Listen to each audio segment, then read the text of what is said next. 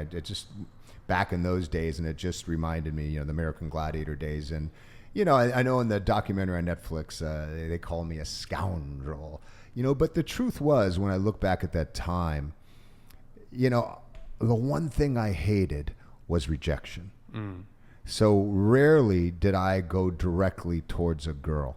Like, hey, some guys had rap. Lori had rap. She had game. For me, it was more like I just kind of hung out and saw who was giving me the vibe.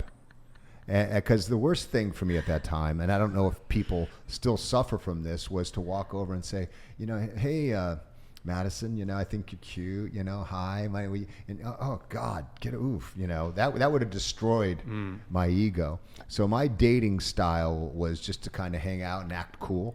Like, hey, flip my hair a little bit back when I had a lot, and then see, like, who I could see, like, kind of checking me out. And, oh, yeah, she's kind of looking at me. And I would usually wait for the girl to make the first move, to come up and approach me, because that felt safer. Right. That is still really present nowadays. Like, a lot of of course, nobody likes to be rejected. Scared to approach women because of rejection and things like that. So it's still a thing. Yeah. Yeah. Well, you know what rejection? I don't know. I've got friends who've got theories. Like, hey, it's a numbers game. You just like your Ask 200 Women for Sex old YouTube video, right? Yep. One's going to say yes eventually. It's a numbers game. And I've got friends who just, hey, Madison, you want to go out? No, hey, Lori, hey, Kiki, who's changed her name to Ashley Sinclair. Do you want to go out? It's a numbers game for me. It's a numbers game. Yeah, but isn't it the numbers game? You have to have the thick skin as well, though. Yeah. You've got to have that thick skin. You've got to be able to handle that no. Yeah. So I think what I'm trying to say sometimes, if you see someone of the opposite sex that's really attractive and they're not coming up to you and you're like, oh, what's wrong with me? I think sometimes it's the very attractive person who's actually kind of shy, who's a little insecure. That's the reason they're not coming up to you. It's not that there's anything wrong with you. If I could go back, I would probably approach more women that I thought were attractive, that I was interested in. Oh, Max Zach, thank you for the 20 gifted subs. Thank you. Sorry, continue. Go on. Yeah, so I think that's, if I could go coach myself, I would probably go and talk to that girl that I was interested in, instead of waiting for her to talk to me or having a buddy saying, hey, dude, I think she digs you. Right? Yeah, that would suck. I feel like a lot of women too, like, don't really know how to approach men because they expect it. They don't have to. They don't have to, but they expect the men to approach them, which is why they kind of have this shyness towards them because, Yeah, but haven't things changed? A little bit, just a tiny bit. I think it's honestly, when it comes to approaching in real life, it's actually probably. Well, I think both men and women are approaching far less because you have dating apps. So instead of doing this kind of scary thing of approaching a stranger in person and risking that sort of like very upfront, in your face kind of rejection, even if it's polite, it still kind of stings a little bit. People kind of are just falling back on dating apps. It's like, okay, well, it's less personal. So if they just don't respond, it's still maybe stings a little bit. I don't think I could do dating apps. Right? Have either of you ever been on dating apps at all? I was talking about that on the way up here. I think that, like, the dating apps, the Tinders and stuff like that, it's like, I don't know. It's are they serious? Are they gonna put me in their basement and just kill me or something? It's like, well, I feel like the thing is, though, is like, everybody you meet starts out as a stranger at some point. Yeah, but if you meet them in person, you can look in their eyes, and most of the time you get a vibe. Exchange of energy. Yeah, absolutely. Exactly. You can feel their energy. You can feel who they are. You can't do that online. You can't do that on a dating app until you actually meet them, and then it could be a little bit too late at that point in time. With dating apps, what I always did, I haven't used dating apps in like, I don't know, couple week, couple days, couple days. Yeah, no, I think I got. It's a long story, but I haven't used them in probably 8 months or something. I would always set up a phone call, because at least with that, I would be able to get a little. I know it's not as good as in person. But you can at least get them on the phone and get some sense of. Now you can do Zoom. You can put them on Zoom. Yeah, you could do that too. A little bit, maybe. I don't know. So I kind of fantasize about having dating apps. I'm very committed to my girlfriend. Oh, you would kill it on dating apps. There was that series on Hulu. Was the guy Jesse Eisenberg, where he's a doctor in New York. This came out this year. It was about a book. Anyway, so he's a doctor, surgeon in New York who grew up. He was a nerd. Now his wife, she divorces him, and now he's single for the first time, and he's a surgeon in New York, and he's kind of cool.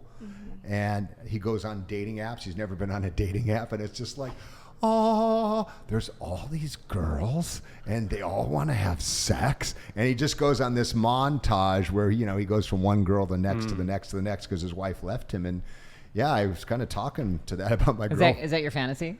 Well, I just no. I mean, yes and no, and just to do that, and you know what we should do right now, just as an experiment. You guys got your phones. He's committed. We'll download Tinder on both your phones, and by the you set up a quick profile.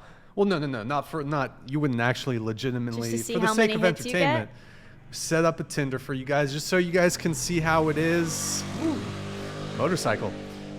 So that you guys can see how it is, and with the disclaimer to your significant others that there's it's for purely entertainment purposes. So it's for a social experiment. That's for the whatever podcast. It's so there was okay. We already covered the competition. Did you guys prior to the Netflix doc? Would you guys get recognized in public? And then after the Netflix doc, would you guys be getting constantly recognized out in public at all? I want to answer that for you, but the TV show on Hulu is Fleischman's in Trouble with Claire Danes and Jesse Eisenberg. Haven't seen it. The guy from Social Network. That's kind of why dating apps work to a detriment in these days, because a lot of people are going on there to find long-term relationships. But also, a lot of people on dating apps are just looking for sex. So it's really hard for some people to find what they want on there. I mean, but isn't it very specific in the very beginning? This is what I'm looking for.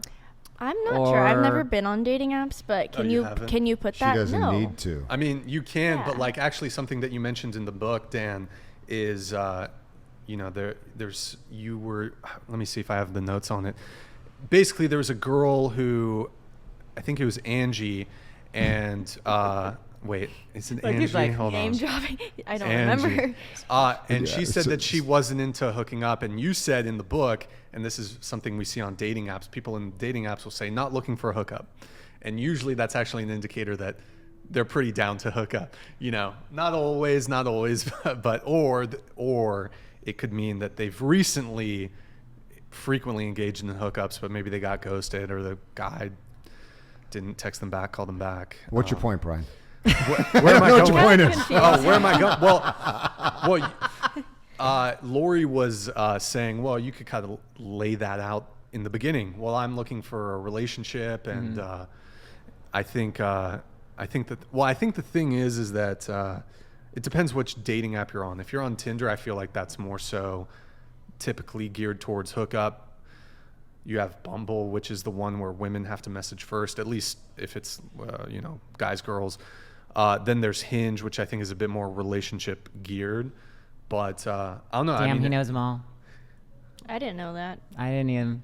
I thought they were all just dating app. If you guys need advice, if you guys are ever single again, I'll be happy to give you a rundown on the appropriate dating apps. I mean, you date women, so is there? I think that yes, of course, there's got to be all those dating apps for girls, but at the same time, I think a lot of them are like, just looking for that nice long walk on the beach. Fuck that. You're not a walk on the beach type of. No, I am. I totally am. So what would your dating app say? I'm your profile. What's your profile? No, it's like if I'm going to be on a dating app, I would never be on a dating app because I don't feel like I would have to be on a dating app. Okay, let's just pretend like you are on a dating app. I want to know what your profile. I want her to lift. She's got. No, not at all. No, I'm not into that. But you want someone who exercises. I do. Absolutely, I want somebody who's fit. you know, because that's me and that's what I'm into. So of course, fit but feminine. Yeah. What? Fit but feminine. Fit but feminine. I like that. It wouldn't be, I'm looking for somebody to walk on the beach, listen to music, because that to me is kind of like, okay, I'm looking to have some fun. Absolutely. Travel, have good communication, but I'm not dead yet. We're hooking up. We're having sex. You know, it's, and that's what most lesbians are actually, by the time they hit an older age, they're not into it. They're just not. They're not into sex. They're sex? not. They're not into sex? They've already lost their testosterone. They're on the downslide of shit. So you know. Really? What does one do when you're an older lesbian? You lose your testosterone, or older I don't women? know. I haven't lost mine. I actually. No, I'm saying a straight woman. When you start to reach a certain thing, when you start to lose your testosterone, what do you do? You take care of the house. Are you talking lesbians or talking just girls in just general? women in general. Women in general. I mean, think about it. It's they're taking care of the household. They're taking care of the children. They're raising the children for the next generation. That's what they're doing. That's kind of like picturing a no. I mean, patriarchal society. No, today, it's and not. It's an unclear view of what they see. It's not. It's when their testosterone drops. You tell me. I mean, we were just talking about this before we came in. What did you do? I've always taken Not you. Oh, I've always taken testosterone. Not I you. love Your girlfriends. Or are they listening right now? it. They might be listening right now. Okay, sorry. Wait, girlfriends, plural? Sorry. Plural? No, one. Yeah. But don't write that down, Brian. They're not okay. He's kidding. writing writing something shit down. down. What's There's with the one. writing down? I'm thing? very I happy. got I'm notes. taking I got notes. some notes, but